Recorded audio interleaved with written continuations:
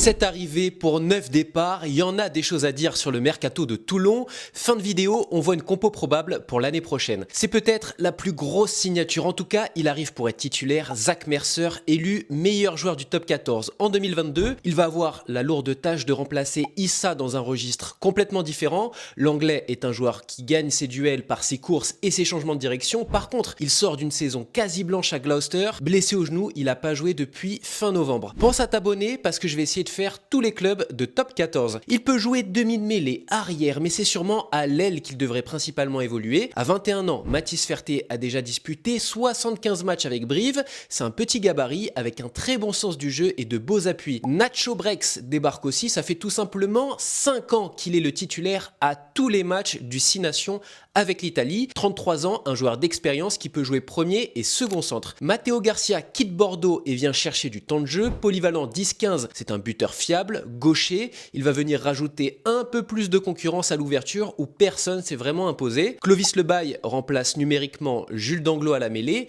et Narmania, le pilier de Biarritz, remplace Setiano. On est plus sur des joueurs de complément vu la concurrence à leur poste. Et puis, il y a l'arrivée de Touifoua qui a fait beaucoup de bruit, très courtisé. Il est annoncé comme un phénomène, c'est un joueur de 20 ans. Sur les 2 dernières années, il a joué que 3 matchs de NPC, le championnat des provinces néo-zélandaises. Ça reste un jeune joueur, faut lui laisser le temps. Niveau départ, ça fait quand même du sacré monde. On a donc quasiment 3 titulaires qui s'en vont, quasiment parce que Vai Nicolo était pas forcément titulaire au départ, même s'il fait une fin de saison exceptionnelle. Facundo Issa, dont on a parlé, est pour moi la plus grosse perte. Fainga Anoukou, vraiment un joueur décisif. Concrètement, voilà ce que ça pourrait donner l'année prochaine. À suivre comment reviennent Mercer et Olivon après leurs blessures, sinon gros pack. À la charnière, pour moi, ça manque d'un top numéro 10.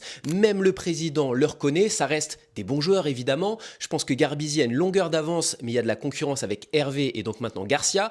Au centre, on va espérer enfin une belle saison pour Frisch. C'est un potentiel international, malheureusement année cata avec les blessures, mais il faut pas l'enterrer. Saint-Zel, très important, mais il est plus tout jeune. À mon avis, il y aura pas mal de rotation avec Brex et peut-être l'émergence du jeune Koui. Un peu de mal à faire un banc, on peut inclure Ferté, Hervé, Garcia, Brex, Le Corvec. Voilà, c'est vraiment pour donner un ordre d'idée cette compo, ça dépendra des états de forme, de la stratégie. J'ai la sensation que ça ressemble quand même à une année de transition pour le RCT, même si ça reste compétitif. Je trouve que la perte de Fainga Anoukou fait mal. Par contre, il y a des jeunes prometteurs qui arrivent. Damon, Corentin Mézou, Chiochvili, Kéré Karaba, Oliver Koui, en plus des jeunes recrues dont on a parlé, c'est peut-être eux l'avenir de Toulon. Dans un an, il y aura des gros joueurs sur le marché. Menoncello, Gaëton, Albornoz par exemple. Ça sera peut-être une année clé niveau transfert pour le RCT. Si la vidéo t'a plu, pense à liker et mettre un petit commentaire pour me soutenir.